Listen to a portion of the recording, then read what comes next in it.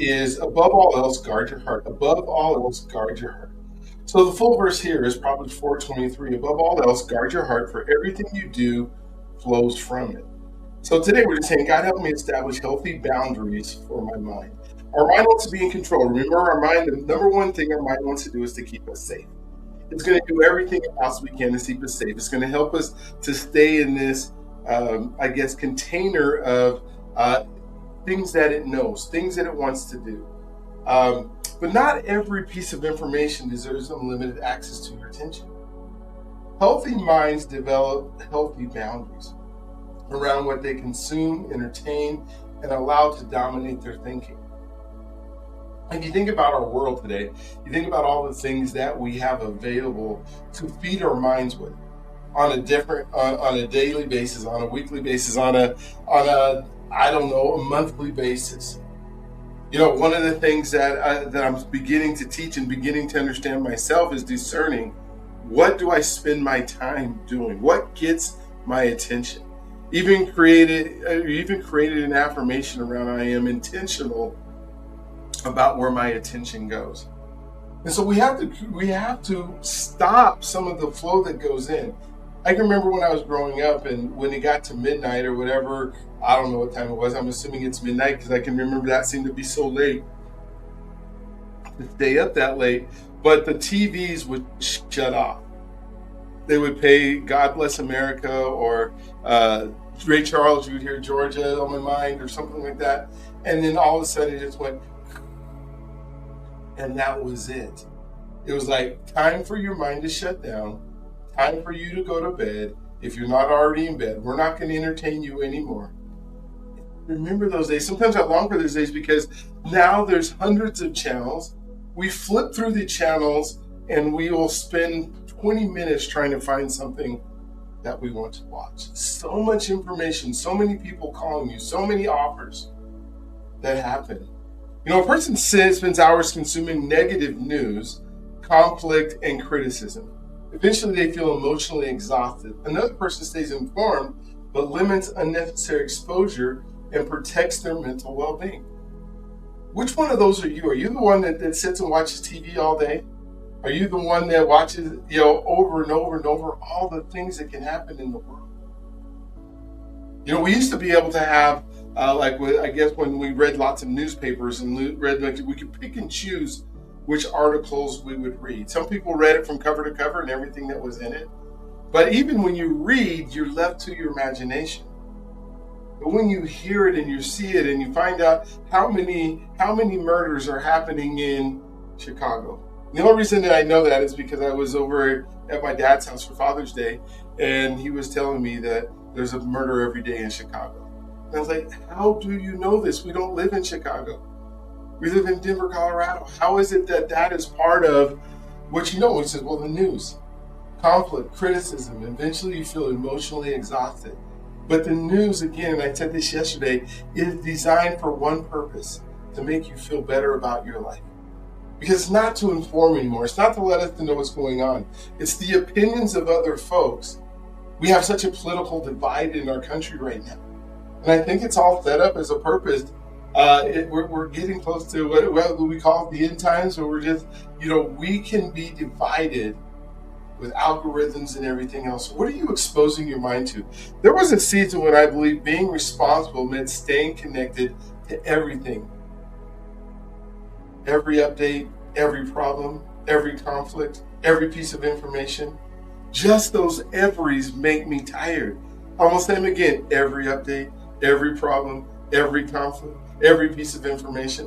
What I eventually discovered, though, is what the unlimited access often produced unlimited stress. Because we're gonna believe, right? And we want to believe about things that are going to happen that are good.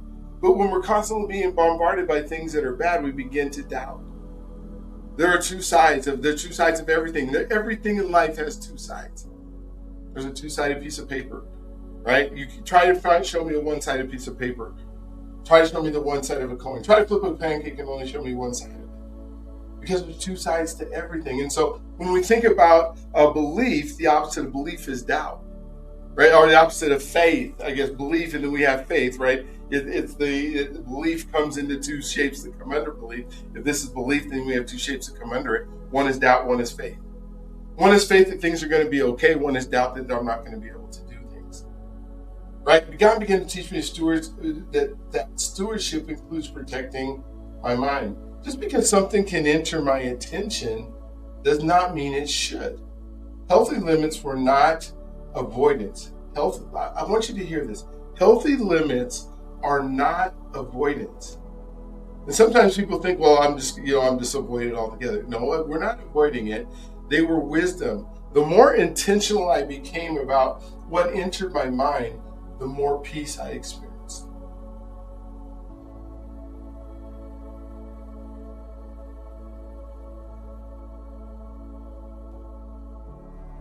And that includes all the, we used to say,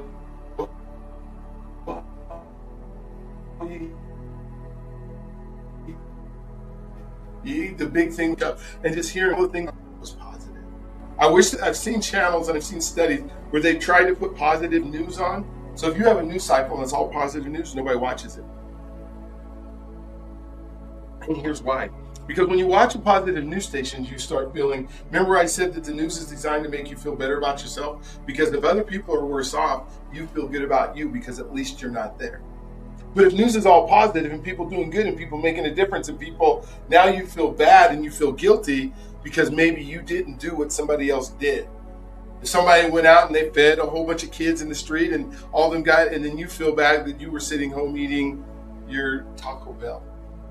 Right? So good news doesn't accelerate me. We want to hear good stories because we want to be uplifted. We want to believe that we can do it. We just don't want to hear it all the time. Isn't that amazing? Our bodies are our minds. The way that we have been conditioned in our world is that we'd rather hear negative than positive. And here's what's happening in our brains, right? The brain's intentional systems have limited processing capacity. And I think you know that. We can't know everything. We can't learn everything. We can't do everything, right? Excessive exposure to emotionally negative information increases stress activation and contributes to cognitive fatigue. You wonder why you're so tired at night or why you're so tired when you wake up in the morning. Think about what you put into your mind before you got to bed that your brain went to work on to sometimes try to solve it or sometimes just try to understand it. But if your brain is working all night on all the negative stuff, yet when we say, okay, when's a good time to watch the news? I say never is a good time to watch the news. But if you're going to watch it, it's not going to be at night before you go to bed. Oh my gosh. I can't imagine watching the 10 o'clock or 11 o'clock news and then going to bed and having my mind have to ruminate on all the bad things that are happening in the world. I will wake up so tired, I will have nothing left for my day. So mental boundaries help reduce unnecessary stimulation and preserve emotional resources. They're needed for decision making. So I want to be able to make great decisions, and I can't do that if I'm fatigued. And I'm fatigued because that was what I let into my mind. For the learning of this is needed for decision making, learning, and healthy relationships. So if I want to have healthy relationships, if I want to have ability to learn, if I want to have my body my mind ready to make decisions, then I have to protect the day before or what goes into my mind. Guarding your mind is an act of wisdom, not weakness. So the invitation here is where might you need stronger mental boundaries? Practice reduce one unnecessary source of mental clutter this week. Father, help me to guard my mind wisely. Give me discernment about what deserves my attention and what does not. Protect my thoughts and help me create boundaries that support peace and growth. And the blessing here is may God strengthen your discernment, protect your peace, and guide your attention toward what matters most. The reflection questions today: do you think healthy boundaries improve mental health? Obviously, all questions, one is always yes. What tends to create the most mental clutter in your life? And how can boundaries help protect peace? I love that one. What tends to create the most mental clutter in your mind? And I said, I don't know if it was just a slip, but what tends to create the most media clutter in your life? Which device are you listening to? Where are you getting your source? So I'm gonna go ahead and put this in the comments so that you can go back and you can check on them and you can really rethink and maybe just dwell on what am I putting in my mind today? What is it that I think I need to know that I truly, really, probably don't need to know? So we're going to transition back